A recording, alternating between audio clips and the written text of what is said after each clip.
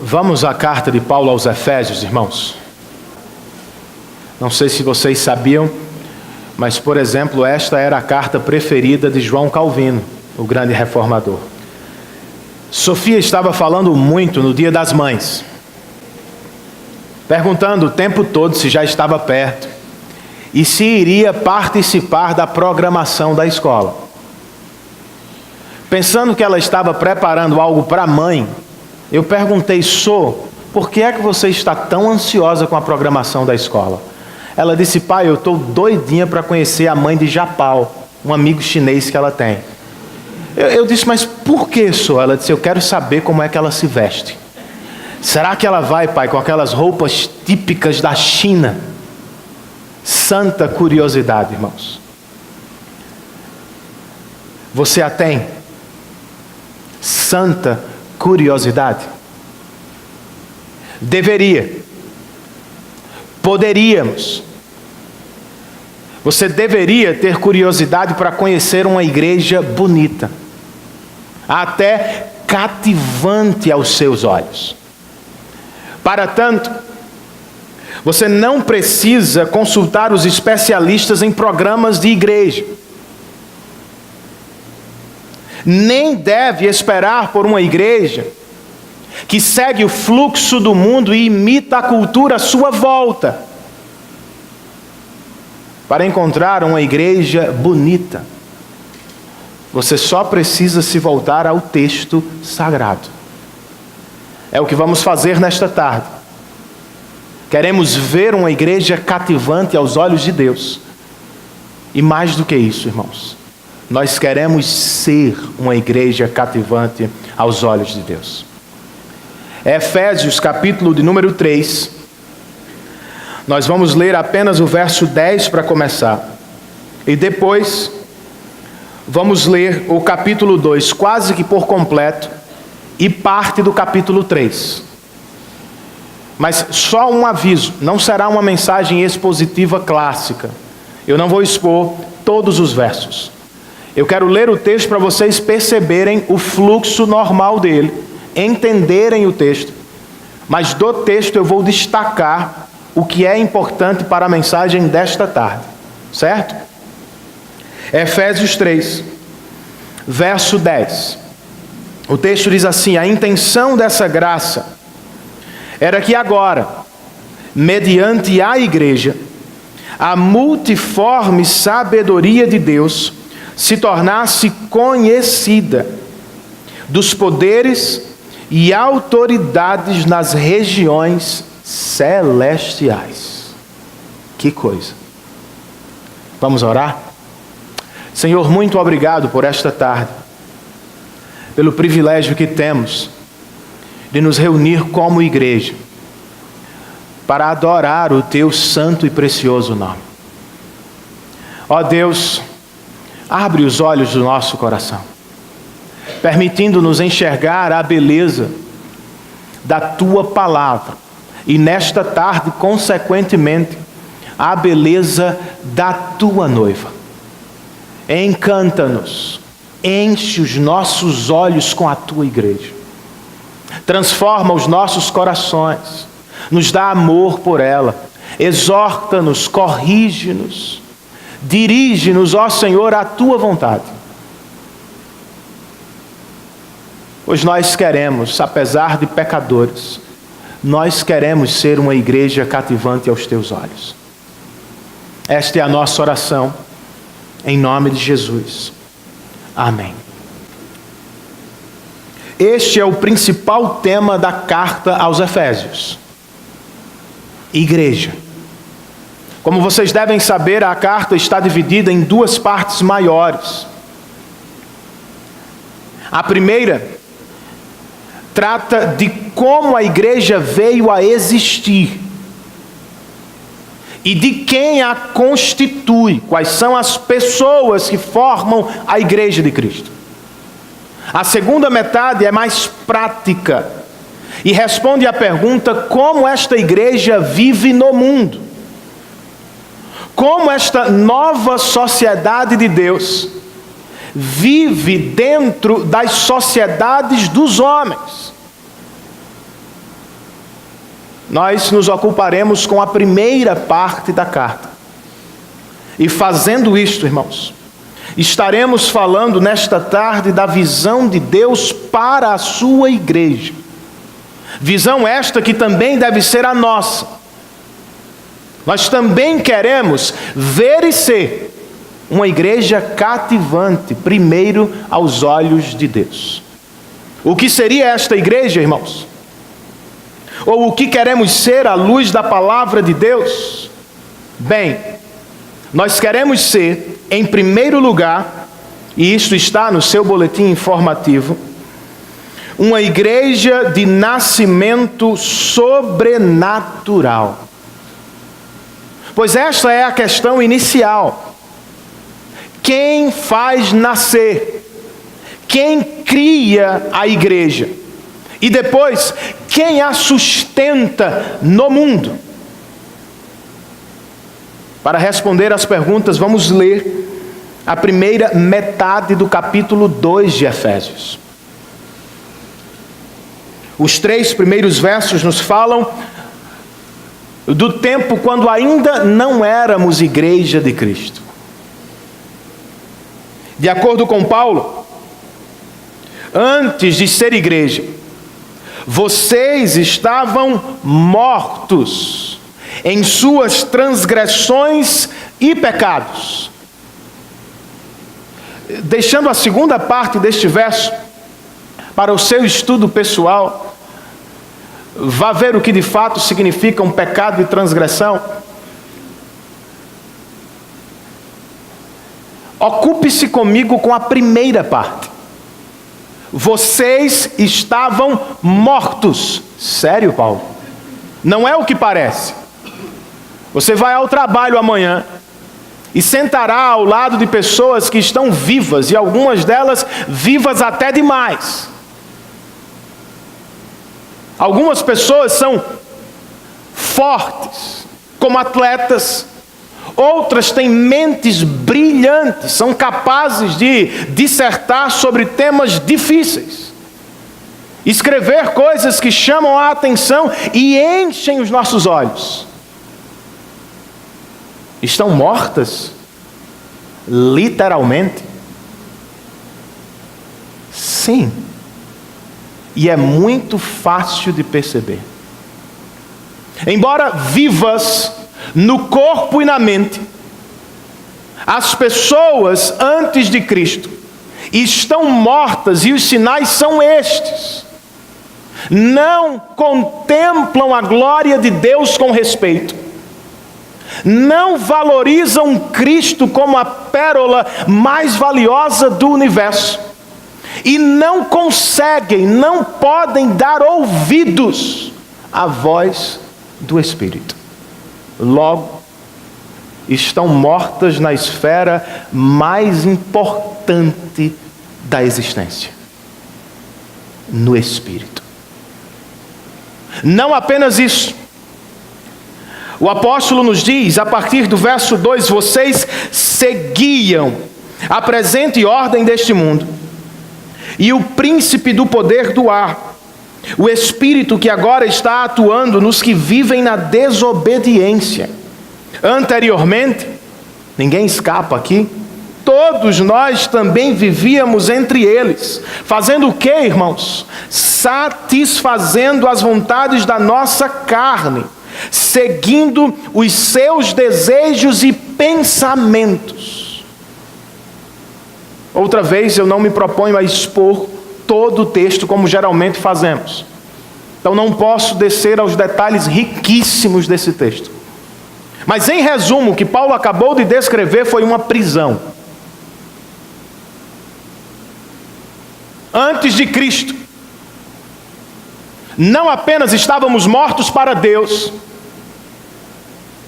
éramos escravos do mundo, da carne e do próprio diabo. Seguíamos o mundo, seus valores, suas ambições, seus sonhos, suas influências. Não há ninguém livre totalmente nesta vida. Éramos escravos da nossa carne, ou seja, da nossa natureza caída e inclinada para o mal. E mesmo não sabendo, não acreditando, éramos escravos do próprio diabo, que mantém a muitos presos sob seus enganos e poderes. Por isso, irmãos, Paulo conclui ao final do verso 3, como os outros, éramos por natureza merecedores de quê? Da ira, irmãos. Por nossos próprios pecados, por suas próprias escolhas, pelo caminho que você resolveu tomar, pelas costas que você deu a Deus, você se tornou merecedor, alvo da santa e justa ira de Deus. Terrível isso. E agora, Renan? E agora, irmãos, vem uma das palavras mais queridas do meu coração e mais importantes da Bíblia. Uma conjunção adversativa. Eu amo conjunção adversativa, porque ela muda tudo. Ela muda a história. Ela muda a minha eternidade. Estávamos mortos, éramos escravos do mundo da carne e do diabo. Todavia, Paulo escreve no verso 4, Deus, que é rico em misericórdia, pelo grande amor com que nos amou, deu-nos vida com Cristo. Ele fez a intervenção, Ele agiu em nosso favor, Ele mudou a nossa sorte, através da morte de Cristo substitutiva, Deus nos deu vida, irmãos. Por que Ele o fez? Paulo nos diz que foi pelo grande amor com que nos amou. Se você alguma vez se perguntou por que Deus me salvou, foi por amor mesmo. Mais do que isso, ao final do verso 5, ele declara: pela graça vocês são salvos. Ou seja, não foi pelo que ele viu em nós. Ele não nos viu vivos demais e se apaixonou.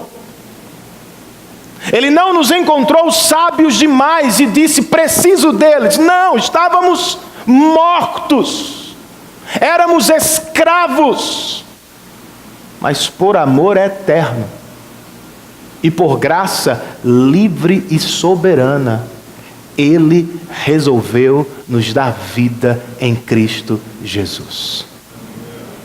Para que ninguém ficasse em dúvida, Paulo repete nos versos 8 e 9, pois vocês são salvos pela graça, por meio da fé, e isto não vem de vocês, é dom de Deus, não é por obras, para que ninguém se glorie. E então ele conclui voltando ao que já nos disse antes, porque somos criação de Deus, realizada em Cristo Jesus. Isto responde à pergunta inicial que eu fiz. Quem faz nascer a igreja? Quem cria a igreja, irmãos? É Deus, por meio de Cristo Jesus. O nosso problema, nós queremos criar a igreja, nós queremos fazer a igreja, nós queremos sustentar a igreja. Centenas de igrejas vão se reunir nesta tarde em torno do que elas mesmas podem fazer para criar e sustentar a comunidade. Programas irretocáveis para a família, estruturas grandiosas e confortáveis, assistência a todos os problemas da existência. Problemas sociais comuns vão atrair alguns, grupos demográficos vão atrair outros. E sinceramente não há nenhum problema com eles em si. Mas como registram os autores deste livro, Comunidade Cativante, quando cristãos se reúnem ao redor de algo que não é o Evangelho, irmãos,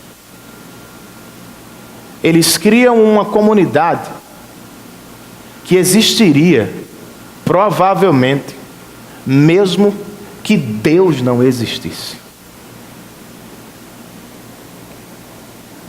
E como uma moderna torre de Babel, tal igreja glorifica a própria força e sabedoria dos homens, não glorifica o poder sobrenatural de Deus. O que deveríamos fazer, irmãos? Tirar a mão. Parar de tentar fazer igreja. Parar de tentar criar igreja. Parar de tentar sustentar a igreja. Porque se insistirmos, na verdade, não criaremos uma igreja cativante aos olhos de Deus. Faremos qualquer coisa misturada, deformada e pior. Criaremos problemas. Foi o que aconteceu no século XIX nos Estados Unidos e até hoje nós colhemos os frutos. Ian Murray, um biógrafo e estudioso da história da igreja, escreveu um texto que tem por título Avivamento e Avivalismo. Ao longo do texto ele faz um contraste entre dois supostos avivamentos. Bem, um foi, o outro talvez um suposto avivamento. O do século XVIII e o do século XIX. E de acordo com a pesquisa que ele fez, no século XVIII, Deus abençoou de maneira sobrenatural os meios comuns de graça: pregação, oração e adoração coletiva. Não tinha nada novo, não tinha nenhuma ideia espetacular dos pastores.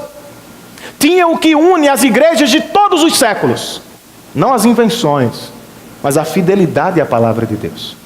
No século XIX, porém, Deus parece ter tirado a sua mão, ou ao menos de maneira sobrenatural as pessoas não anotavam. O que é que os homens fizeram? Vamos dar um jeito.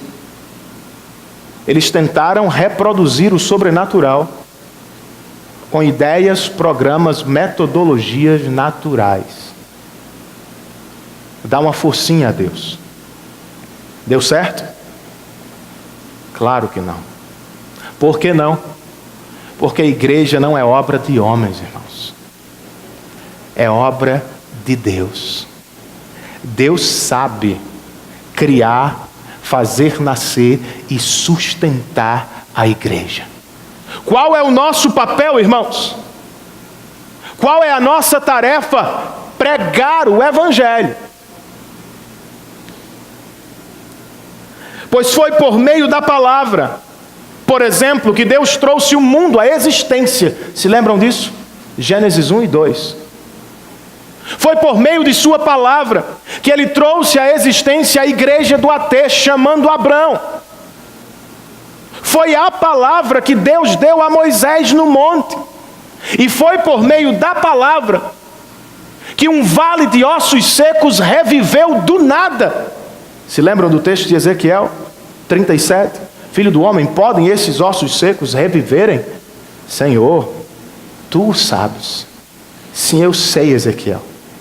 Profetiza a minha palavra. Os ossos secos reviveram, irmãos. Foi por meio da palavra que João Batista iniciou seu ministério no deserto. Foi assim que o próprio Jesus começou seu ministério terreno. Foi através da pregação de Pedro que nasceu a igreja de Atos. E foi através da pregação da palavra que Paulo a levou aos confins do império. quando as igrejas estavam estabelecidas, Paulo começou a revisitar e se comunicar com os pastores delas através de cartas. Como sustentá-las? Ele não disse, por exemplo, a Timóteo: reúna as mentes mais brilhantes da igreja e trace um plano atrativo aos olhos dos homens. Ele não disse: façam uma pesquisa demográfica da área de vocês, um estudo social de onde vocês estão, e depois elaborem o melhor plano de marketing para atrair as pessoas. Não foi o que ele disse, irmãos. Na presença de Deus e de Cristo Jesus, que voltará para julgar os vivos e os mortos, eu o exorto solenemente, Timóteo: pregue a palavra. O nosso papel, irmãos, não é fazer igreja, é pregar o evangelho e assistir à obra sobrenatural de Deus entre nós. Precisamos pregar coletivamente o que estou fazendo agora. E o papel da igreja para este momento é orar pelos pregadores, para que eles se aproximem deste altar, para que se coloquem por trás deste simples púlpito, com fidelidade à palavra e cheios do poder do Espírito. Não é trabalho só meu, não. Vocês precisam orar pelos pregadores, para que nenhum deles suba aqui com a inteligência humana apenas, para que ninguém chegue aqui com ideias novas dos homens, estratégias bombásticas, mas que sigam crendo na simplicidade e no poder do evangelho. Individualmente, todos nós deveríamos estar pregando. Pregue ao seu esposo, minha irmã. Pregue para a sua esposa. Pregue para seus filhos.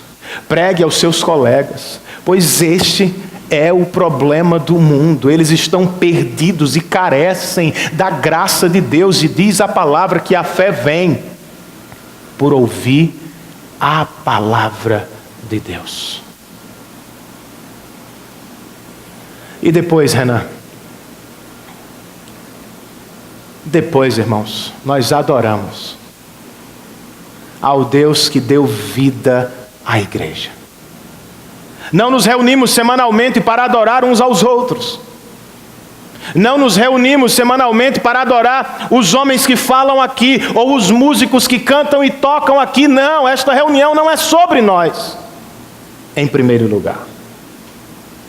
Trata-se de um culto, irmãos, sagrado, feito ao Deus que nos salvou por meio de Cristo Jesus. Não a nós, Senhor, disse o salmista. Não a nós, mas ao teu nome seja glória para sempre.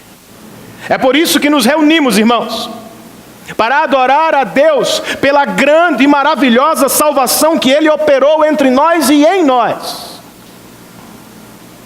E é sempre bom fazê-lo, pois ouvir sobre o nascimento sobrenatural dos nossos corações e da nossa igreja humilha-nos por um lado e consola-nos por outro.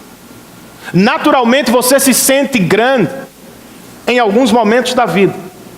Você quer ter parte em outros. Somos influenciados pela cultura do mérito.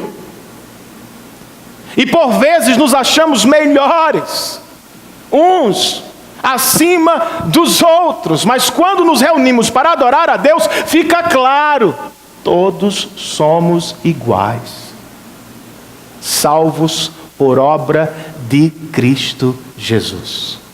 Trata-se de um consolo também, irmãos, porque outrora estávamos mortos, éramos escravos do mundo, da carne e do diabo, mas por amor e por livre e soberana graça, Cristo morreu por nós para nos dar salvação. Louvemos, portanto, a Deus por este nascimento sobrenatural da igreja. Nós queremos então ser uma igreja de nascimento sobrenatural. Mas também queremos ser, irmãos, uma igreja de compromisso profundo.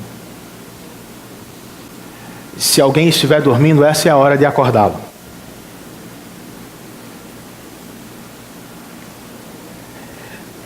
Pois isso é o que acontece, irmãos, a partir da salvação. Cristãos, me escutem. A salvação não é o final da obra de Deus. É o começo dela. Ao nos salvar, Deus nos une ao povo dele. Imediatamente. Não é se der. Não é vez por outra. É uma consequência. Ele salva e nos torna seu povo. É o que vemos aqui na segunda metade de Efésios capítulo 2. De novo, Paulo começa com o nosso passado, quando ainda não éramos igreja. Depois fala sobre a obra de Cristo e por fim sobre o que significa ou qual é o resultado dela para a igreja.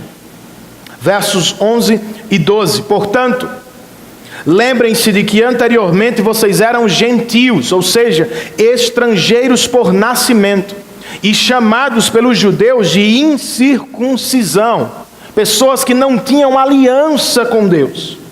Verso 12. Naquela época vocês estavam sem Cristo, estavam separados da comunidade de Israel, eram estrangeiros quanto às alianças da promessa, e viviam sem esperança e sem Deus no mundo.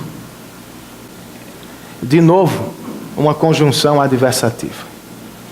Mas agora, este versículo merece ser alvo da sua meditação durante a semana inteira. Mas agora, em Cristo Jesus, olha o que ele fez. Vocês que antes estavam longe, foram aproximados mediante o sangue de Cristo. Glória a Deus por isso. Porque Ele é a nossa paz, verso 14. E de ambos, ou seja, judeus e gentios, Ele fez um e destruiu a barreira, o muro de inimizade, anulando em seu corpo a lei dos mandamentos expressa em ordenanças. O objetivo dele era criar em si mesmo dos dois, judeus e gentios, um novo homem, fazendo a paz e reconciliar com Deus os dois, judeus e gentios, em um corpo, por meio da cruz, pela qual ele destruiu a inimizade. Ele veio e anunciou paz a vocês que estavam longe, gentios, e paz aos que estavam perto, judeus, pois por meio dele, tanto nós, judeus, como vocês, gentios, temos acesso ao Pai por um só Espírito. Resultado desta obra maravilhosa, irmãos? Versos 19, 20 e 21. Portanto, por causa da morte e ressurreição de Cristo, vocês já não são mais estrangeiros, nem forasteiros, mas agora são concidadãos dos santos e membros da família de Deus, edificados sobre o fundamento dos apóstolos e dos profetas, tendo Jesus Cristo como pedra angular, no qual todo edifício é ajustado e cresce para tornar-se um santuário no Senhor. De novo, eu não tenho como expor tudo detalhadamente, mas vocês perceberam o fluxo do texto.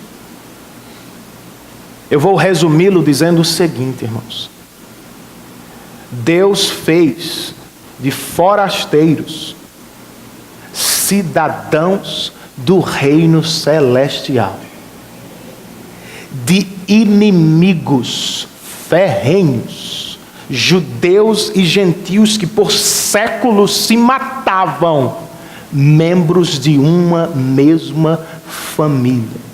de homens e mulheres sujos por seus próprios pecados, santuário, habitação do Espírito Santo de Deus. Glória a Deus por isso, irmãos. Implicação desta grande obra de Cristo: compromisso profundo, não apenas com Ele, com o povo dele. Nossa dificuldade: não gostamos muito de compromisso, muito menos de compromisso sério e profundo. Preferimos o consumo ou o conforto da nossa geração.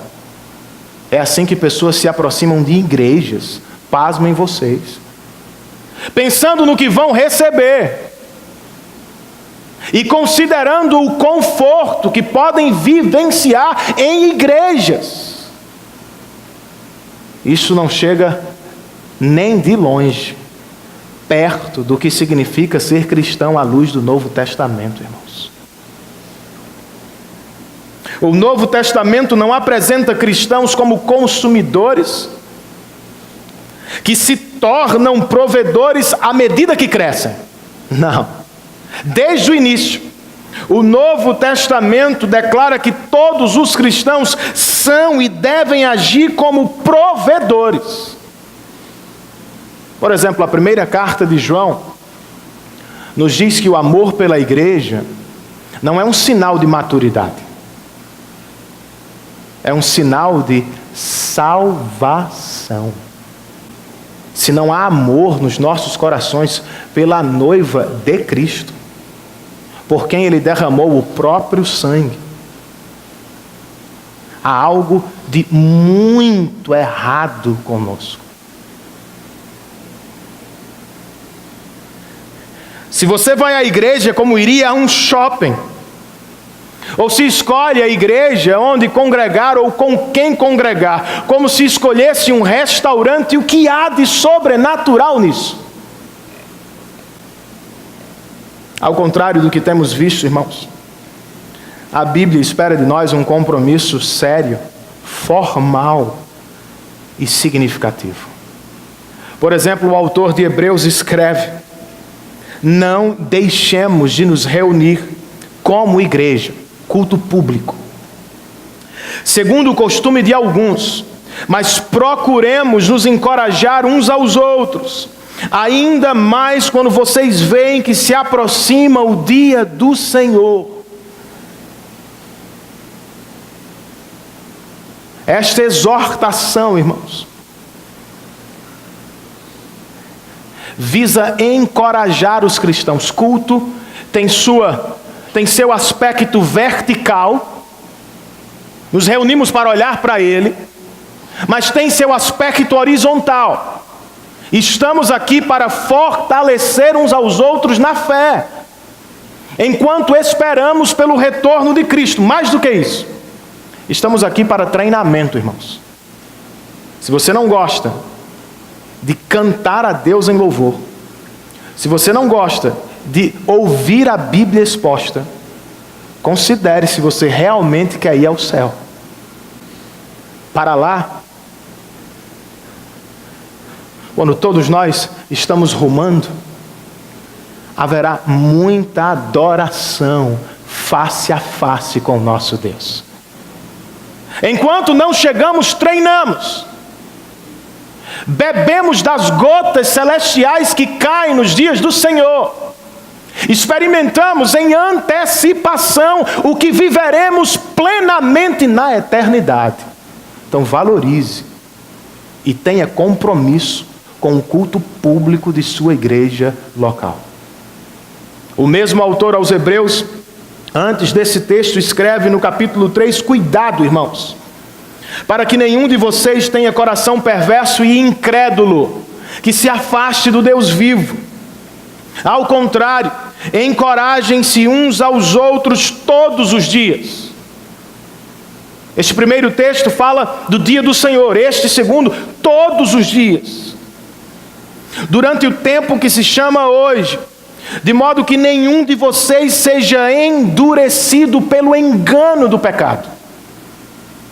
Afaste-se da igreja. Deixe de congregar. Não atenda às ligações. Não busque se integrar. E, inevitavelmente, você será enganado pelo pecado. E à medida que fica distante, seu coração se tornará endurecido. De tal maneira que coisas que você odiava no passado começam a ficar bonitas.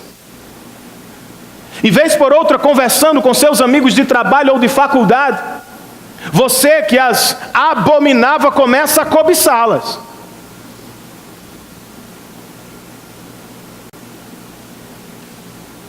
E então chega um irmão da igreja e diz: meu querido, você está enganado. Cristo é melhor do que o pecado. Sua família é melhor do que uma aventura. Compromisso com a igreja local é melhor do que brincar do lado de fora. Cuidamos uns dos outros, irmãos, nos cultos públicos, mas precisamos cuidar uns dos outros durante a semana, durante todos os dias desse tempo. Portanto, não ande sozinho, meu irmão. Tem algum amigo cristão com quem conversar. Agora, um amigo cristão de verdade. Não é um amigo cristão daquele que quando você fala: meu irmão, eu estou fraquejando, ele diz: eu também, vamos todo mundo junto. Tem gente assim. Ande com um cristão de verdade, meu irmão, que vai ter coragem de dizer na sua cara: meu irmão, eu o amo bastante para lhe advertir, você está correndo perigo.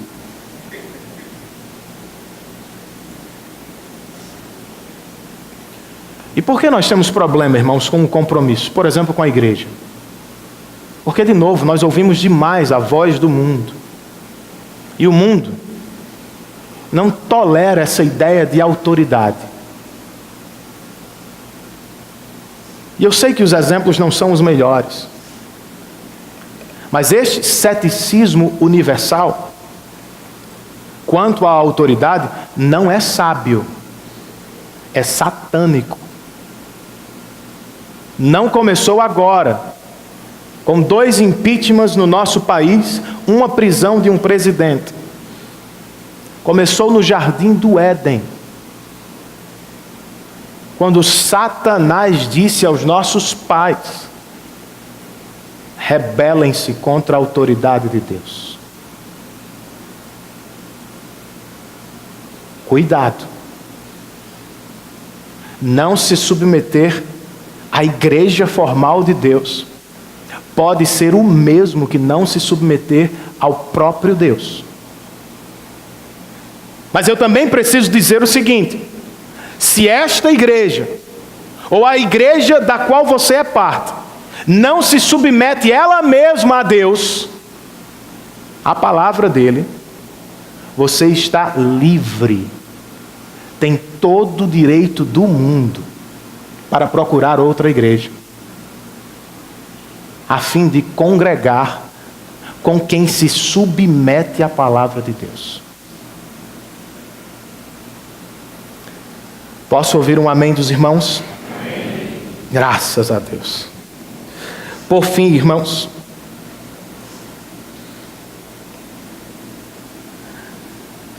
nós também queremos ser uma igreja de diversidade ampla. Isso era tão importante para Paulo,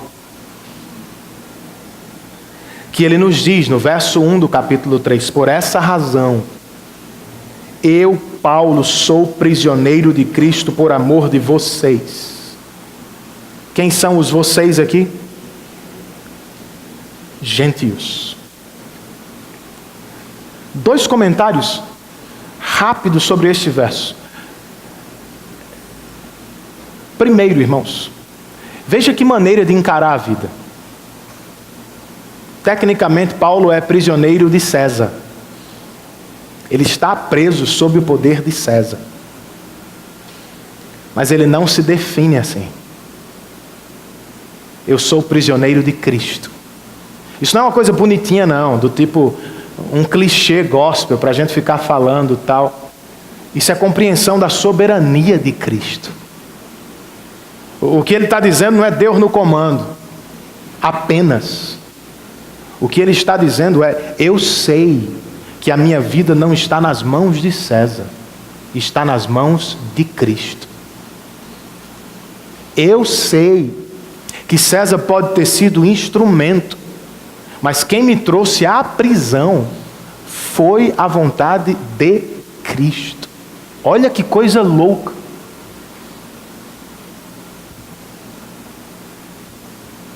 Cristo governa, irmãos, sobre todos os centímetros da nossa vida.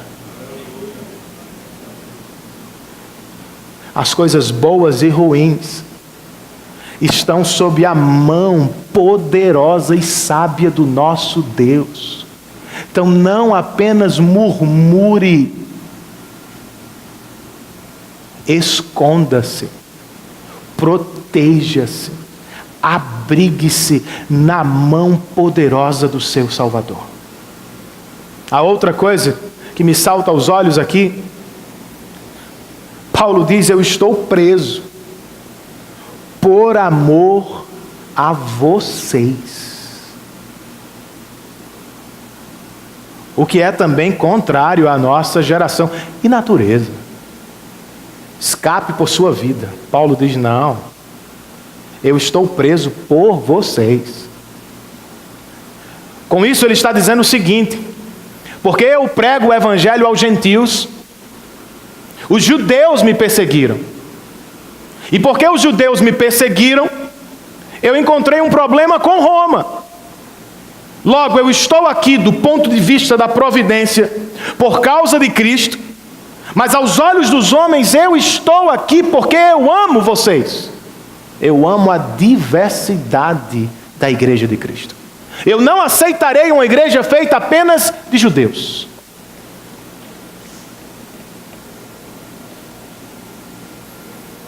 Certamente, verso 2, vocês ouviram falar da responsabilidade imposta a mim em favor de vocês pela graça de Deus.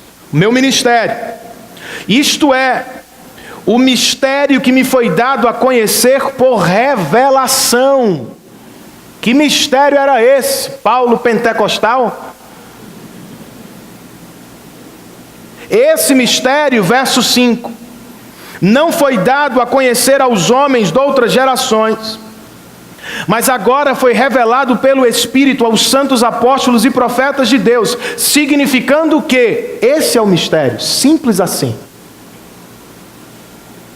Mediante o Evangelho, os gentios, os estrangeiros, são co-herdeiros com Israel, membros do mesmo corpo e coparticipantes das promessas em Cristo Jesus. Se lembram daquela promessa que Deus fez a Abraão? Em ti serão benditas todas as famílias. O mesmo ele repetiu de outra forma a Moisés, o fez também a Davi, falou por meio de Isaías, disse a Judá através de Jeremias: em algum momento da história as nações virão. Paulo está dizendo: está acontecendo.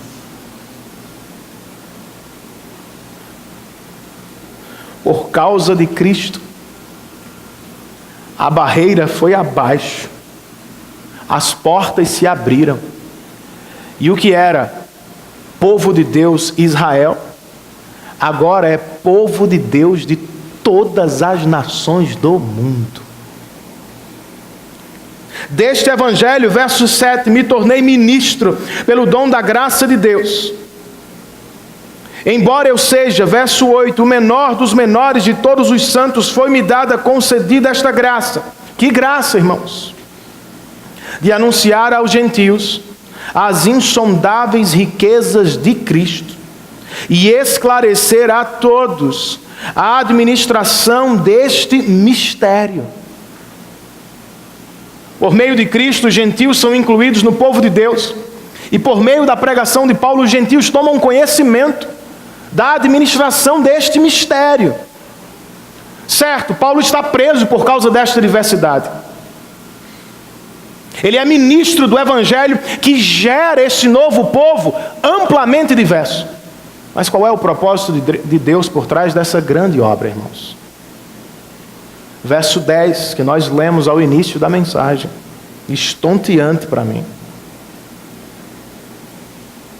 A intenção desta graça era que agora, mediante a igreja e não Israel,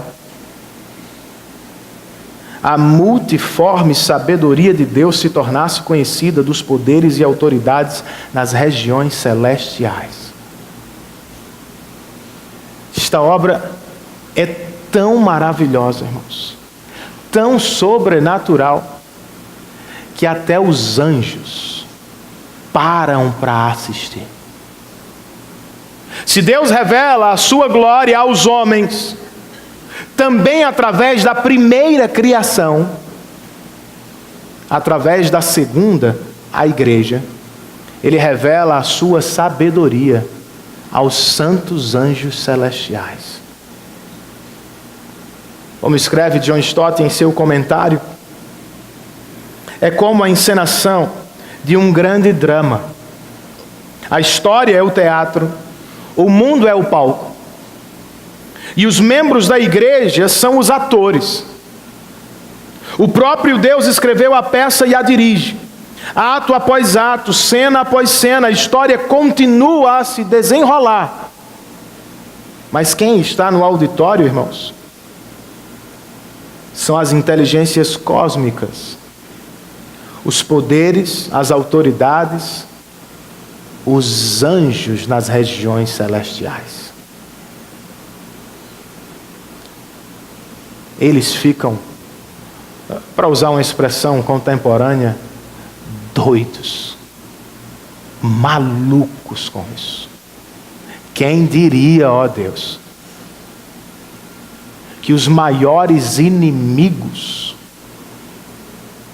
humanos poderiam ser melhores amigos e membros da mesma família?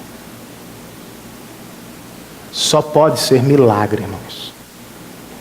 A união desta igreja, não estamos pensando aqui apenas em diversidade étnica ou denominacional. Seria mais fácil. Cada um se junta em torno de suas preferências, cultura, história. Não. Somos diferentes mesmo. Mas de maneira sobrenatural. Mesmo não conhecendo tão bem uns aos outros aqui, mesmo não sabendo a data de aniversário uns dos outros, mesmo não tendo os laços naturais de família como temos com os nossos familiares, por um milagre, nós nos tornamos uma família que dá testemunho ao mundo e aos céus da multiforme, multicolorida sabedoria de Deus. É um milagre, irmãos. Só pode ser obra de Deus. Nosso papel não é criar diversidade. É Ele quem o faz.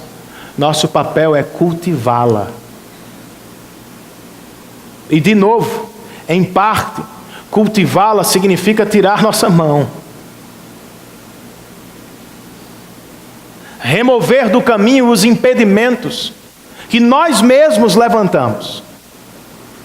Por exemplo, ministério por semelhança, amizade por afinidade. É um impedimento à diversidade do Evangelho, ou são impedimentos. Eu não teria nenhuma dificuldade de reunir os São Paulinos da igreja na sala da minha casa. Principalmente se o São Paulo estivesse bem na fita. Fácil, irmãos. Teríamos ali uma comunidade. Teríamos um ótimo tempo. Brincaríamos, falaríamos, celebraríamos ou choraríamos, como tem sido mais o caso. Mas isso é sobrenatural? Precisa ser cristão para assistir futebol com pessoas que torcem pelo mesmo time? Não, irmãos. Isso acontece com cristãos e não cristãos. O mesmo não pode ser a cultura da nossa igreja. Embora semelhanças e afinidades não sejam necessariamente erradas, e até certo ponto são inevitáveis, nossos ministérios e nossas amizades não podem ser caracterizados por elas o tempo todo. Nós precisamos orar e depois perseguir ministério e amizade que atravessem gerações e que joguem abaixo barreiras sociais e culturais.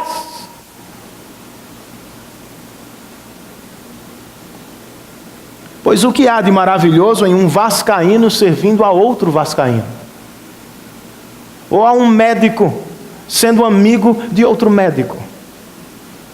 Natural, irmãos. O que assusta o mundo é ver um jovem que, podendo ir ao cinema na sexta-feira à noite, resolve servir a um idoso de sua igreja, porque ele está sozinho. O que assusta o mundo é ver um médico que se senta para aprender a palavra de Deus com um pedreiro. Isso assusta o mundo. E isso é a igreja de Cristo. Remova este impedimento do seu coração. Não pense apenas na sua faixa etária ou no seu povo. Pense em algo que só aconteceria se fosse pelo poder do Evangelho. Se queremos cultivar essa diversidade ampla do Evangelho, também precisamos ter cuidado com a cultura do consumismo. De novo, eu menciono este pecado. Se diversidade é algo produzido por Deus, então não terá custo para mim. Se Deus vai fazer a partir do Evangelho, então eu não faço nada. Errado, irmãos. Santidade é algo de Deus, mas eu e você precisamos buscá-lo. Discipulado da mesma forma. Cultivar a diversidade igualmente. Terá custo. Custará a sua preferência, meu irmão. Não, eu prefiro um exemplo só de preferência. Eu prefiro este estilo a aquele estilo de música. E quando você pensa no assunto, geralmente você pensa da seguinte forma: com esse estilo eu adoro melhor. Com esse instrumento e não aquele, eu cultuo melhor. Mas você já notou que está cercado de outros irmãos? Este culto não é individual. Na sua casa, você faz do jeitinho que você prefere. Na igreja do Senhor, você joga abaixo preferências, levanta a mão, com bateria ou sem bateria, e adora a Deus. Esta diversidade vai custar o conforto dos seus relacionamentos. Naturalmente você sai daqui com quem você conhece. E você se reúne, quando se reúne, com quem você tem afinidade. Isso é natural. Pelo poder do Evangelho, você vai ficar um pouco mais depois do culto para conhecer pessoas que ainda não conhecem. E vai começar a orar por elas, persegui-las, tentar marcar encontros, porque você sabe que, embora não as conheça, elas são sua família. A gente acabou de chorar por Marco e Monique. Muita gente não conhece. Tiago e Anusca, nem todo mundo os conheceu. Levi e Bruna são nossa família de sangue. Diversidade vai nos custar dinheiro, irmãos. Recursos. Pense num advogado. que vai tirar parte do seu tempo para discipular um cristão, para, quem sabe, ajudar um cristão com seus problemas, com a justiça, sem necessariamente cobrar. Por que ele vai fazer? Porque é o que ele faria para o irmão de sangue. Não somos irmãos de sangue?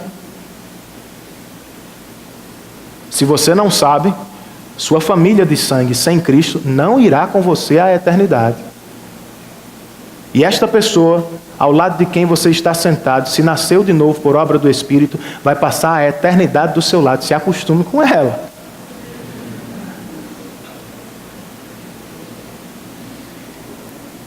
Para cultivar, irmãos, a diversidade, nós também precisamos ter cuidado com a formação de tribos entre nós.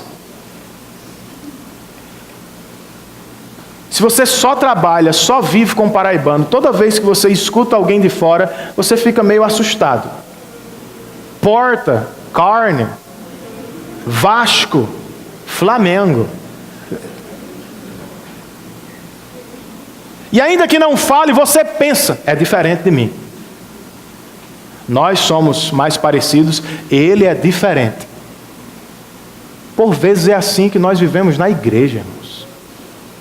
Nos aproximamos apenas do nosso sotaque, do nosso grupo, do nosso clube, dos nossos amigos. A igreja, ao menos esta igreja, não será feita de um único grupo demográfico, irmãos.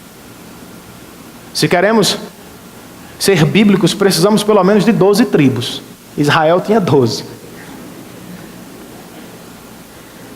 E vamos nos relacionar com pessoas diferentes. O Senhor vai começar a se preocupar com o jovem.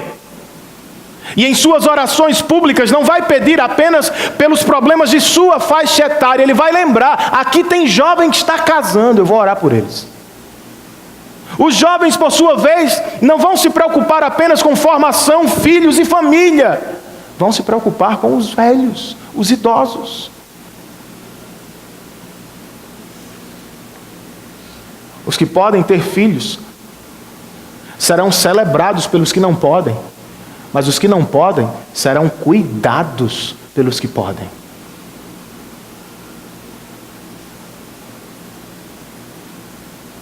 E por que não faríamos isso, irmãos? Se éramos todos nós esquisitos, estranhos, totalmente diferentes dele. E pela graça, como ouvimos por meio de Cristo, ele nos aproximou.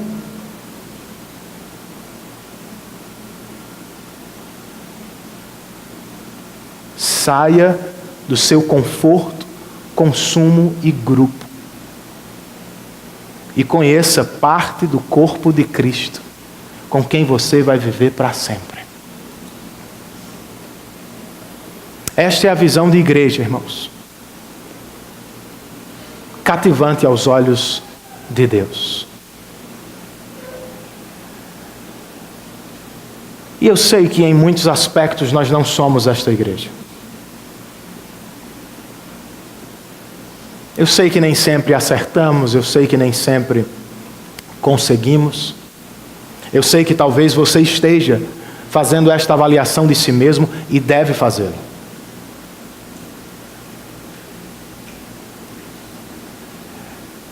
Mas também devemos dar graças a Deus pelo Espírito Santo que não nos abandona.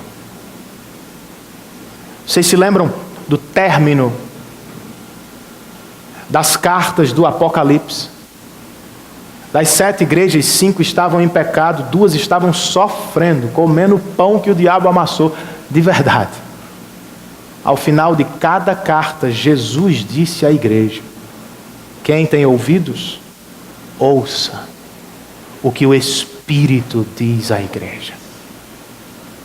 Ouça, cristão. Arrependa-se comigo. por tantas vezes achar que pode fazer igreja,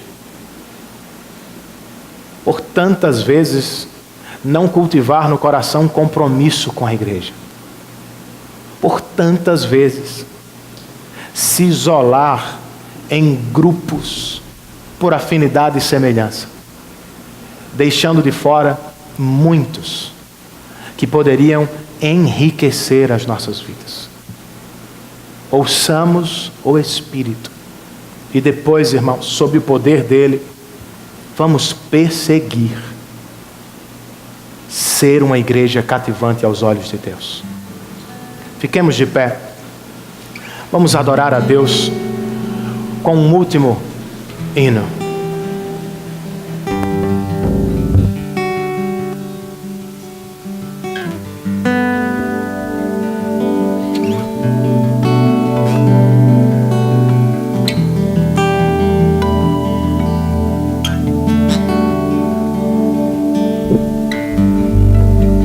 Cremos no Pai nosso Senhor, cremos em Cristo nosso Redentor, cremos no Espírito Santo nosso Consolador.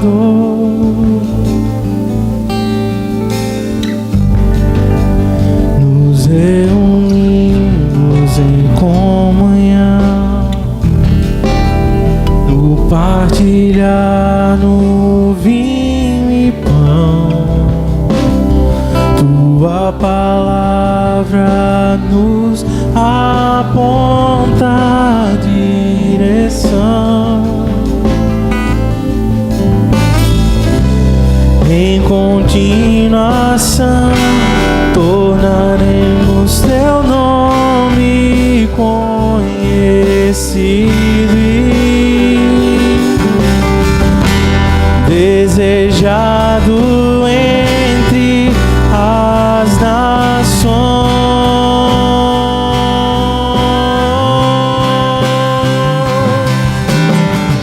O justo em carne se fez nosso sacrifício,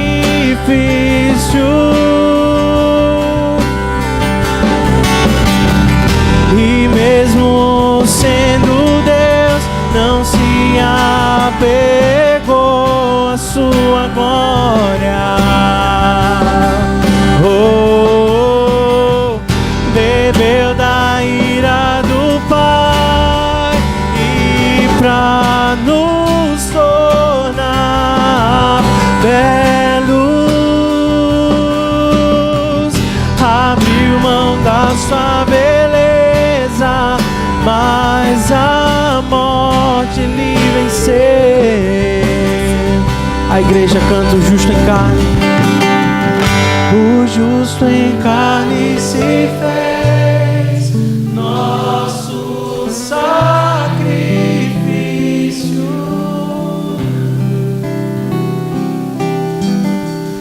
e mesmo sendo Deus, se apegou à sua glória.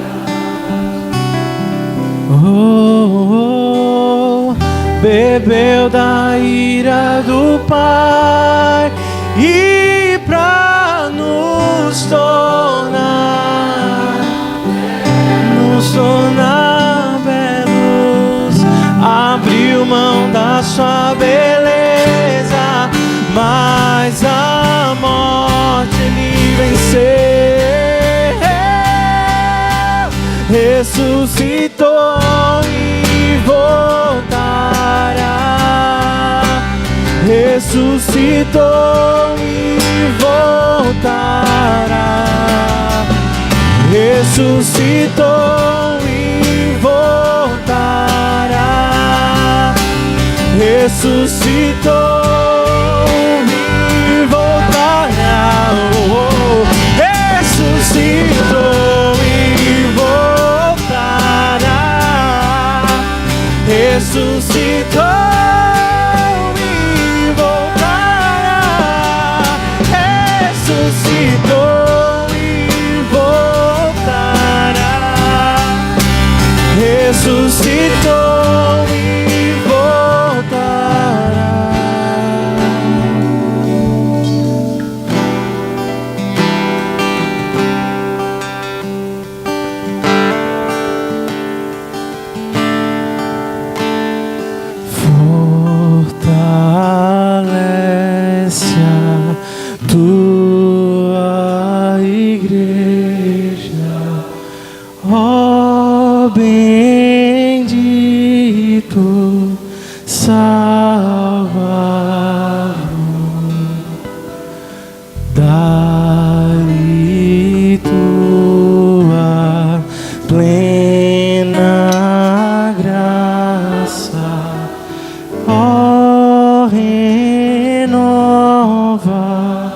teu vigor,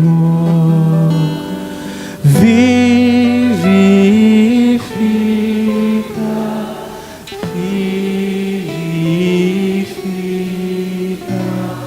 nossas almas, ó Senhor, vivifica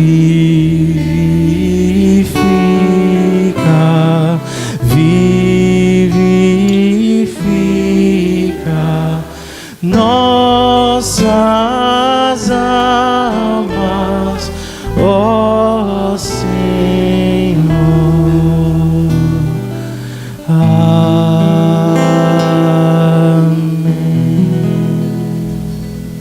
Senhor, nós te louvamos e te adoramos por estarmos em tua casa e por ouvirmos a tua palavra. De fato, Senhor, isso aqui é sobrenatural, algo feito exclusivamente por ti. Isso aqui, Senhor, é profundo demais, como também, Senhor, é diverso. Mas diante de tudo isso, Senhor, nós temos essa certeza de que foi o Senhor que nos uniu para com um propósito: glorificar e exaltar o teu santo nome. Deus, como é bom hoje sairmos daqui com esta visão da igreja. O que te pedimos, Pai, é que o Senhor nos ajude, que cada palavra que foi dita aqui pelo Senhor, nós venhamos meditar e assim, ó Deus, praticar. Mais uma vez, Senhor, para a glória e para o louvor do teu santo nome. Como cantamos, ó Deus, vivifica a tua igreja. Vivifica, Senhor, o teu povo. Vivifica, ó Deus, a minha vida, a vida dos meus irmãos. Te pedimos misericórdia, Pai. Pedimos perdão.